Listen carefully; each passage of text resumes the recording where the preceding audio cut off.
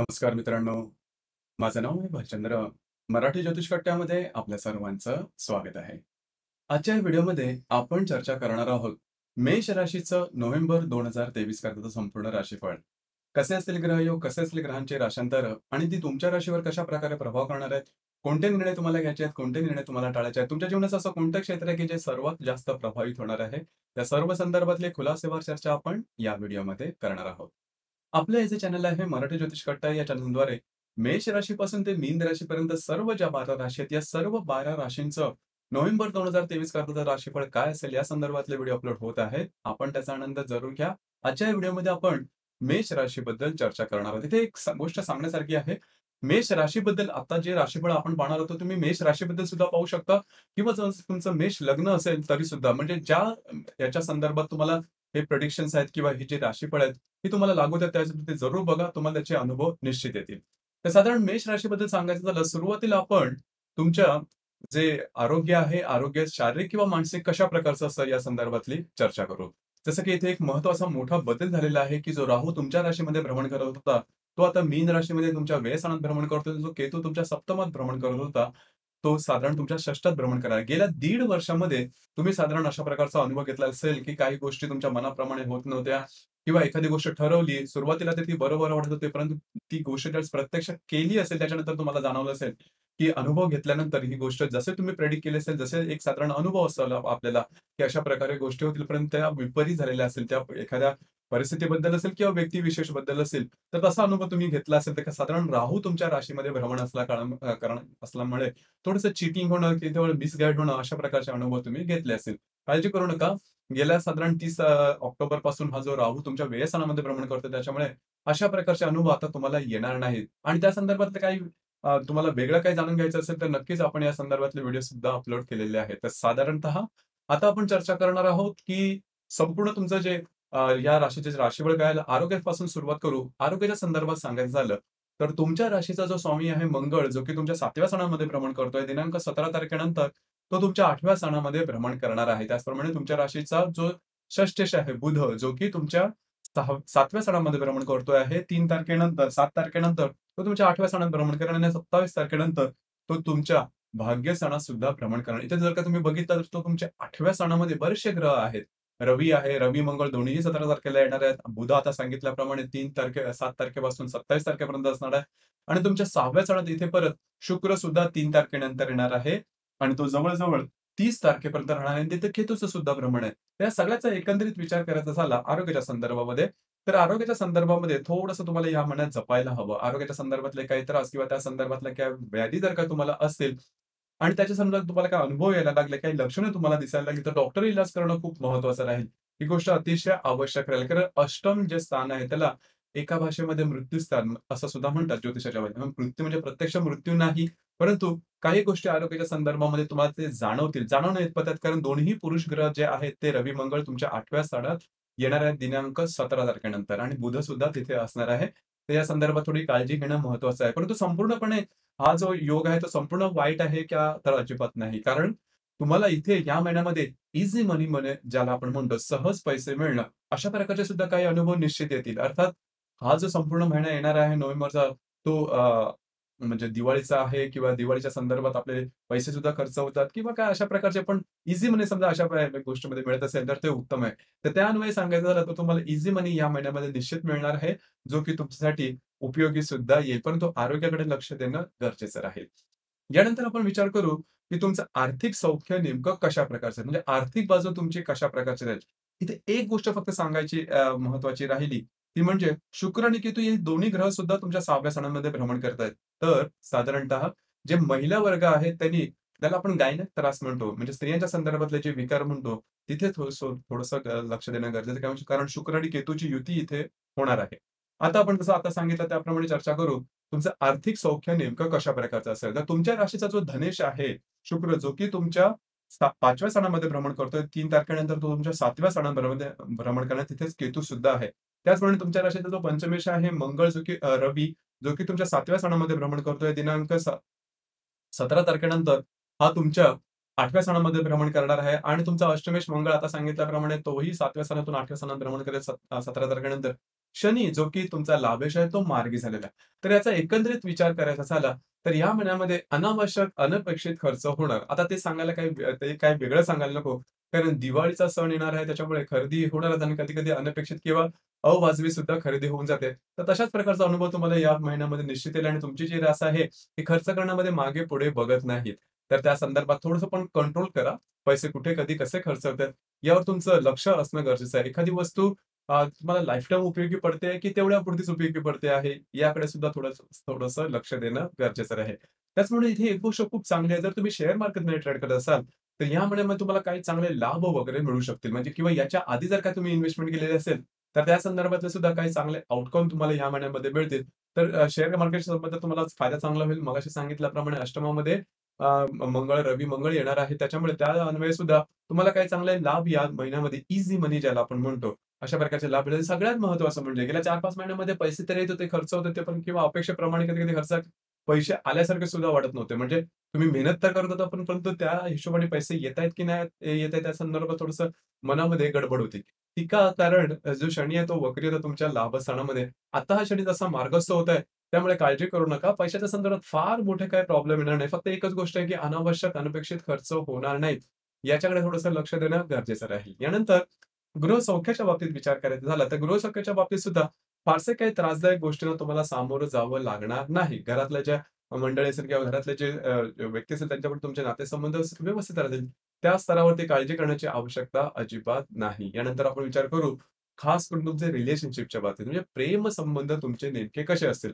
तर साधारणतः तुमचा जो पंचमेश आहे रवी, जो की तुमच्या 7व्या सणामध्ये भ्रमण करतोय 17 तारखेनंतर, तो तुमच्या 8व्या सणामध्ये भ्रमण करेल. तर साधारण जर का तुम्ही कोणाच्या रिलेशनशिपमध्ये असाल, त्यांच्याबरोबर जे इंटरॅक्शन असतील, ते चांगले राहतील. त्याच्याबद्दल काही काळजी करू नका. फारसं काही त्रासदायक गोष्टींना सामोरं फक्त काय आहे, की रवी-मंगळाची युती किंवा रवी-मंगळ एकत्रपणे अष्टमात जाणार आहेत. त्यावेळेस छोट्या-मोठ्या गोष्टीवरून वादविवादाचे प्रसंग निर्माण होतील. अर्थात तुम्हाला तुमच्यासाठी वादविवाद करणं किंवा पटकन रागवणं ही काय सहज म्हणजे काय वेगळी गोष्ट नाहीये. ती सहज सोपी आहे. फक्त त्याच्यात एक नियंत्रण करणं थोडंसं गरजेचं राहील. ही गोष्ट थोडीशी लक्षात ठेवा. दुसरी महत्त्वाची गोष्ट म्हणजे ज्या गर्भवती महिला आहेत, त्यांनी मात्र थोडंसं स्वतःच्या आरोग्याकडे लक्ष द्यायला हवं. या महिन्याच्या साधारण 18-20 तारखेनंतर आरोग्याकडे खास करून लक्ष द्या. आरोग्याच्या संदर्भात कुठल्याही प्रकारची लक्षणं जर तुम्हाला दिसली, तर त्वरित डॉक्टर इलाज करणं आवश्यक राहील. इथे एक गोष्ट सांगावीशी वाटते, की जो गुरु तुमच्या राशीमध्ये भ्रमण करतो, जे 5व्या दृष्टीने तुमच्या पंचम स्थानाला पाहतोय, त्याच्यामुळे टोकाचं वगैरे काय होणार नाही त्याच्याबद्दल काळजी करू नका. परंतु टोकाचं काय होणार नाही म्हणून बिनधास्त राहा असं सुद्धा नाही, बेबंदपणे वागा असं सुद्धा नाही. अशा प्रकारचे जर का तुम्हाला काही अनुभव आले किंवा लक्षणं दिसली, थोडंसं त्यावरती काम करणं गरजेचं राहील. त्याचप्रमाणे जे विद्यार्थी वर्ग आहेत, त्यांच्यासाठी हा संपूर्ण जो महिना आहे, तो शुभफलदायी राहील. काय मोठे प्रॉब्लेम, कॉम्प्लिकेशन्स तुम्हाला तसे येणार नाहीत. काळजी करू नका. त्याचप्रमाणे ज्यांना संतती आहे, म्हणजे संतती ज्यांना आहे, ज्यांना मुलं आहेत, थोडंसं मुलांच्या आरोग्याकडे या महिन्यामध्ये लक्ष देणं गरजेचं राहील. एकंदरीत सांगायचं झालं तर या संदर्भात काही मोठे त्रास होणार नाही, कारण गुरुची दृष्टी तुमच्या पंचम स्थानावर आहे. त्यानंतर आपण चर्चा करणार आहोत तुमचं वैवाहिक सौख्य कशा प्रकारचं असेल. वैवाहिक सौख्याच्या बाबतीत सांगायचं झालं, तर जे 2 मोठे ग्रह, पुरुष ग्रह आहेत, हे तुमच्या सप्तम स्थानामध्ये गेल्या 15-20 दिवसापासून भ्रमण करतायत. तर साधारणतः तुमचे जे वैवाहिक जोडीदार हे विचाराने तुमच्यावरती हावी झालेले आहेत. तुमच्या दोघांमध्ये थोडेसे क्लॅशेस होत आहेत. अशा प्रकारचे काही अनुभव म्हणजे घरात गेल्यावरती थोडेसे वादविवाद किंवा छोट्या-मोठ्या गोष्टीवरून वादविवाद उफाळून येणं, अशा प्रकारचे सुद्धा काही अनुभव तुम्ही गेल्या 15 दिवसात घेतलेले असेल, तर साधारण येणाऱ्या 10-15 दिवसात आणखीन तसे थोडेफार अनुभव राहतील. फक्त स्वतःवरती कंट्रोल करा. स्वतःच्या भावभावनावरती कंट्रोल करा. ही गोष्ट थोडीशी महत्त्वाची राहील. तिथे थोडंसं लक्ष देणं गरजेचं राहील. वैवाहिक जोडीदाराच्या आरोग्याकडे सुद्धा लक्ष देणं गरजेचं आहे. वैवाहिक जोडीदाराच्या आरोग्याच्या संदर्भातले काही त्रास या महिन्याच्या पहिल्या आठवड्यामध्ये जास्त प्रमाणात तुम्हाला जाणवू शकतील. थोडंसं त्या संदर्भात लक्ष देणं किंवा काळजी घेणं गरजेचं राहील. अर्थात साधारण 18-20 तारखेनंतरच्या कालावधीमध्ये वैवाहिक जोडीदारामध्ये तुम्हाला काही महत्त्वपूर्ण सकारात्मक बदल सुद्धा दिसतील. म्हणजे ते हेच असतील, की तुमच्यामध्ये आणि तुमच्या वैवाहिक जोडीदारामध्ये होणारे जे वादविवाद आहेत, ते बऱ्याच प्रमाणात कमी होतील. त्यानंतर आपण विचार करणार आहोत, की तुमचं जे काही कार्यक्षेत्र असेल, हे नेमकं कशा प्रकारचं असेल. तर साधारणतः गेल्या कारण साधारण 4-5 महिन्यामध्ये तुम्हाला अनुभव आलेला असेल, की आपल्याकडून जास्त काम केले जात आहेत किंवा जे सहकर्मी आहेत, ते काही तुमच्याशी व्यवस्थित वागत नाहीत. जे वरिष्ठ आहेत, त्यांच्यावर सुद्धा थोडेसे मतभेद होत आहेत. तर ही जी सगळी गोष्ट आहेत, या सगळ्या गोष्टी ह्या महिन्यामध्ये बऱ्याचशा सॉर्ट आउट होतील. म्हणजे ह्या महिन्यामध्ये बरंच जी गोष्ट आहे पूर्वपदावरती येईल आणि गोष्टी स्मूथली चालायला लागतील. त्यामुळे हे जे क्षेत्र म्हणजे कार्यक्षेत्राच्या बाबतीमध्ये सुद्धा फारसा काही विचार किंवा काळजी करण्याची आवश्यकता नाही. एकंदरीतच सांगायचं झालं, आरोग्य सगळ्यात महत्त्वाचं आहे. तिथे थोडंसं लक्ष देणं गरजेचं आहे. स्ट्रेस, टेन्शन जास्त घेऊ नका. आले तरी त्याच्यातून मार्ग काढण्याचा प्रयत्न करा आणि कागदोपत्री व्यवहार, तुमचं जे काही कार्यक्षेत्र असेल त्या संदर्भातल्या कागदोपत्री व्यवहारामध्ये थोडंसं काळजी घेणं, सतर्क राहणं गरजेचं राहील. यानंतर आपण चर्चा करणार आहोत ग्रहयोगांबद्दल. ग्रहयोगांचे परिणाम नेमके कशा प्रकारचे असतील तर साधारणतः नेपच्यून आणि शुक्राचा प्रतियोग होणार आहे दिनांक 3 तारखेला. तर नेपच्यून जो की तुमच्या व्यय स्थानामध्ये भ्रमण करतो, शुक्र जो की तुमच्या 6व्या स्थानामध्ये भ्रमण करतो, दोघांचा प्रतियोग होणार आहे. ज्या ठिकाणी तुम्ही काम करता, नोकरी करता किंवा व्यवसाय करता त्या ठिकाणचे ज्या महिला कर्मचारी असतील त्यांच्यापासून थोडंसं सावध राहणं गरजेचं आहे. जे महिला आहेत त्यांनी स्वतःच्या स्वास्थ्याकडे गायनक त्रास ज्याला आपण म्हणतो, अशा प्रकारचे काही त्रास होण्याची शक्यता राहील, त्याकडे लक्ष द्या. याचप्रमाणे हर्षल आणि बुधाचा सुद्धा प्रतियोग होणार. बुध जो की तुमच्या 7व्या स्थानामध्ये भ्रमण करतो आणि हर्षल जो की तुमच्याच राशीमध्ये भ्रमण करतोय, दोघांचा प्रतियोग होणार आहे. खास करून वैवाहिक जोडीदारावर वादविवादाचे प्रसंग या दरम्यान निर्माण होतील दिनांक 4 तारखेच्या आसपास. याचप्रमाणे 7 तारखेला बुध आणि नेपच्यूनचा त्रिकोण योग होणार आहे. अतिशय उत्तम अशा प्रकारचा हा योग राहील. तुमचं जे काही कार्यक्षेत्र असेल त्या संदर्भातल्या काही नवनवीन कल्पना तुम्हाला येऊ शकतील. महत्त्वाचं म्हणजे ईझी मनी म्हणतो, की ज्याला ईझी इन्कम या दरम्यान तुम्हाला निश्चित मिळेल. कुठून ना कुठून तरी अनपेक्षित लाभ तुम्हाला मिळण्याची शक्यता बऱ्याच प्रमाणात राहील आणि ते मिळतील सुद्धा.